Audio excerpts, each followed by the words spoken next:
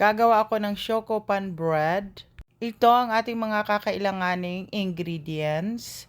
At ang dough na ito ay pwede mo rin gamitin para sa ating donuts. 3 cups all-purpose flour, 1 tablespoon of vanilla, 1 egg, 1 teaspoon salt, 2½ teaspoon instant yeast, 1/4 cup sugar, 1/3 cup unsalted butter, and 1 cup warm milk. Ilalagay ko na din dito ang ating yeast. And then, mag-a-add lang ako ng 1 tablespoon of sugar. Then, mix lang natin to ng mabuti and then isa-set aside natin ito dry. Dito naman, ilalagay ko na yung salt natin sa ating all-purpose flour. Mix lang natin ito. Sa ating mixer, ilalagay ko na yung ating 1 egg. Isusunod ko na din yung ating sugar. Honey. Mix lang natin ang ating egg and sugar. And then, isusunod na natin itong ating flour. And then, hayaan lang natin ito ma-mix ng mabuti. Mag-a-add na rin ako ng ating 1 tablespoon ng vanilla. Add ko na rin dito yung ating milk na may yeast na minix natin kanina. Susunod ko na din yung ating melted butter. Mix lang natin itong ating dough para makagawa na tayo ng tinapay dry. Oy. Ayan, ready na ang ating dough. Pag ganyan na ang texture ng ating dough dry. Ready na yan, dye. Ready. Then, ita-transfer na natin to dito sa ating counter at itapon-tapon muna natin to dye. Tapos, ilalagay natin dito sa ating bowl para mag-rest muna siya at mag-rise, dye.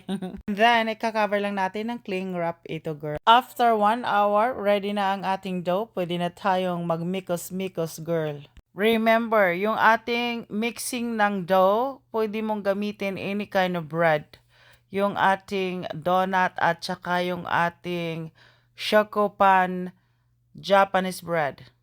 Dito, nag-i-slice na tayo ng ating dough kasi iro-roll na natin ito para magawa nating choco pan bread.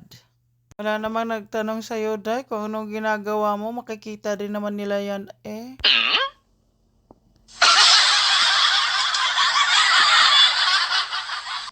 Flat lang natin ang ating dough sa ating rolling pin. Then, rolyo lang natin to the loaf pan ang ating gagamitin dito, Day. Para may space siyang mag-rise. Once na nag-double na ang size ng inyong dough, pwede na natin lagyan ng egg wash, milk, and egg. Pwede din natin pa-rise overnight ang ating dough. The next day muna i-bake. Eto na ang ating bread, Day. Aba, double size na siya, Day. Ready na to, lagyan ng egg wash. So, brush na natin. Ang ganda ng pagtubo ng ating bread, mga girls. Egg wash natin ng egg and milk, no? Oy, Diyos ko, Day. Excited ko dito yung choco pan. Kasi ito yung paborito ko sa store ng Japanese. Pag-bake na natin to for at least 25 minutes. 350 degrees, girl. Tara! Uy, dumatak. Yung ating choco pan.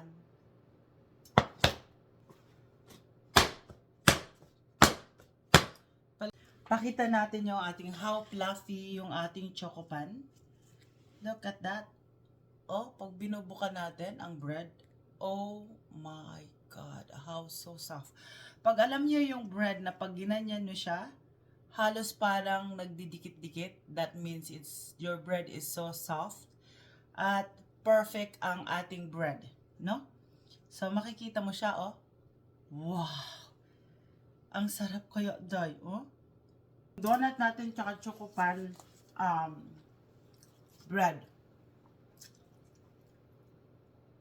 Oh my God, it's so soft, Day. Oh, look. Ito yung bread ng Japanese, Day. Oh. Hala, Day! I can help it, Day. Sige pa, Day.